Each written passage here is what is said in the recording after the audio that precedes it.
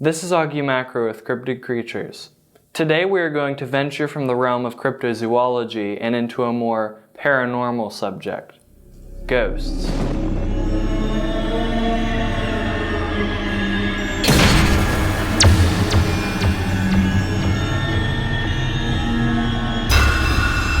Humans have reported sightings of ghosts since the beginning of recorded history. This region is one of many paranormal hotspots all over the world where people have had brushes with the unknown.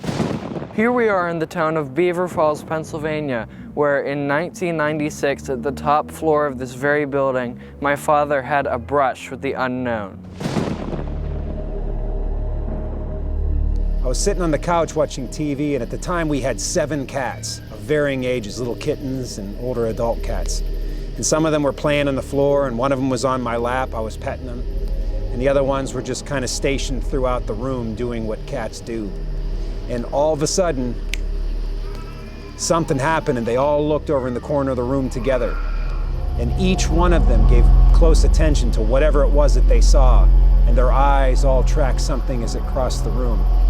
And there was nothing there for me to see, and I could feel the hair stand up on my arms. And so I ran down the hallway to the bedroom where my wife was asleep, and I slammed the door, and I never said anything about it. If she'd have known about that story, she would have wanted to move out that next day. But to this day, I don't know what those cats were looking at. But you've all heard the story about trying to herd cats, and it's very difficult to get more than one to do the same thing. And with all of them snap their attention to that thing that I couldn't see, I really felt that something was in that room. There are many different types of spirits, including elementals, guardian spirits, demons, and ghosts.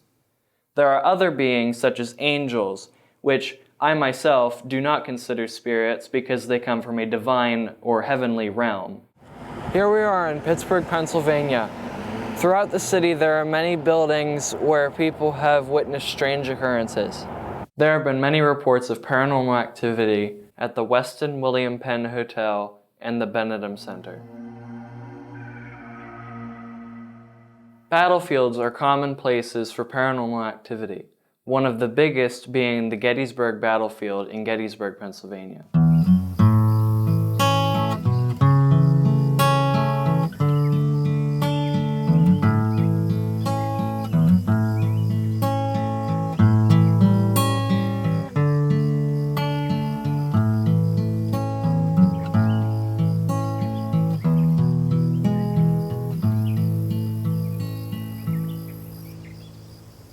Here we are on Little Round Top on the Gettysburg battlefield in Gettysburg, Pennsylvania. Here in 1863, more than 50,000 casualties were claimed at the Battle of Gettysburg. After this 3-day conflict, there have been many sightings of unexplained phenomena, including ghost sightings in the area. Are these sightings true? We may never know.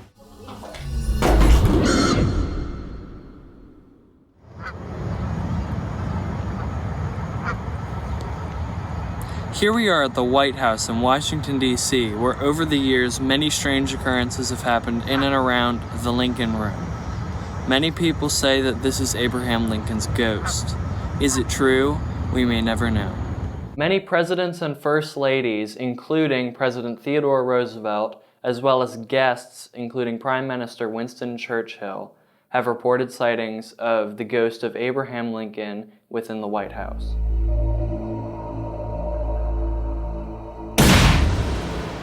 There are allegedly many different types of ghosts, including poltergeists, such as the Bell Witch, which torments particular families over a number of years, and ladies in white, which are known specifically for their white dresses and black stringy hair, including La Llorona, and perhaps the ghost my father saw in Newbrighton, Pennsylvania.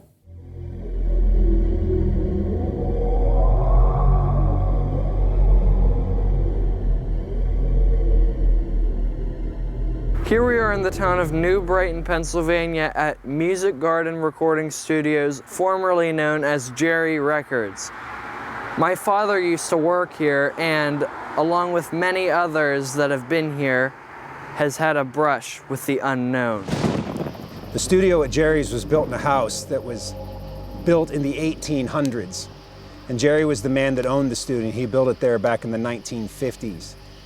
I was working there in the 1990s. Jerry was still alive, although he didn't do a whole lot of work at that time. He liked to sit in the office and smoke cigarettes and drink coffee. In the middle of the night, you could hear strange sounds in that studio. Matter of fact, one night we heard the sound of a dinging bell. It sounded like a desk bell. Just ding, ding. As you can imagine, as an audio engineer, I was kind of keen to sounds that I didn't put into the recording. Ultimately, this led to a very systematic trial where we started shutting down equipment. And ultimately, we even shut the power off to the building and were with flashlights inside the studio, and we could still hear that dinging sound. To this day, I don't know what that was. There were many nights you'd see an apparition.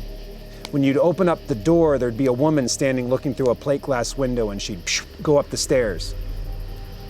The top of the stairs was where our office was, and we had a couch in there, and a lot of the guys would stay there and sleep. And there were several accounts where a couple of the guys I worked with all expressed the feeling of needing to wake up really quickly because they believed someone was standing over them breathing. This was a woman. She looked a lot like the ghost on Ghostbusters in the library. That's the best way I can describe her. But she had really hollow eyes, and she'd turn and look at you, and she'd just run up the stairs.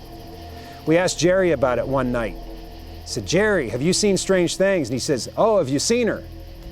As if he already knew all about her. Well, he told us a story, and this was Jerry's story. He said that the man that built that house back in the 1800s was a barrister in England. He had this woman in his office, and in his office he had this very stained glass window that was in the house. Well, apparently this woman was looking through that window when she saw her son get hung on the gallows, and then she killed herself. And the story is that she followed that window to the United States back to this home. So when you'd open the door and you'd catch her, she'd just be looking blankly through that window. Over the years, I've worked with many musicians and many guitar players and many engineers that had worked at Jerry's over the years. After a little while, somebody will mention something and they'll go, "Did you see that too?" So I think something was in that house. Matter of fact, there were many nights we'd put fresh tape on the machine. And when you're running 2-inch analog tape, you have to put it on fresh from the factory and rewind it back onto a supply reel. So the tape from the factory is blank. It's from the factory, it's wrapped in plastic. And there were many times I'd put a fresh reel of tape on there, and as I was rewinding it back onto the supply reel, you'd hear the sound of noise going backwards. And I was never really game to really study what those sounds were. One time I played them and it was just a low growling sound. And I thought maybe that's not something I want to get into. But there were a lot of unexplained things in that building. Other types of ghosts include guardian spirits, such as the Inugami, which in Japanese mythology is said to guard you and your family from evil. There are also many reported sightings of literal undead beings which rise from the grave and wreak havoc with the living, such as the Strigoi. Some people report sightings of orbs, which are balls of light that are commonly associated with paranormal activity of all kinds. When I was 5 years old, I myself had a brush with the unknown. We were going on a trip to California, and we were showing our house to one of our friends so they could take care of it. Once we reached the kitchen, a decorative plate which was hung over top of the stove fell, but it fell around the surface of the stove and fell on the floor next to it. To this day, I cannot explain what occurred. Who knows if we will ever truly know what these sightings are, these brushes with the unknown. I hope you watch our next episode and have watched our previous ones. Cryptid Creatures is brought to you by the Kitty Petters Union, Cobble Sound Recording Company, and my dad's show, Meet the Pressers. This is Augie Macro with Cryptid Creatures, signing off.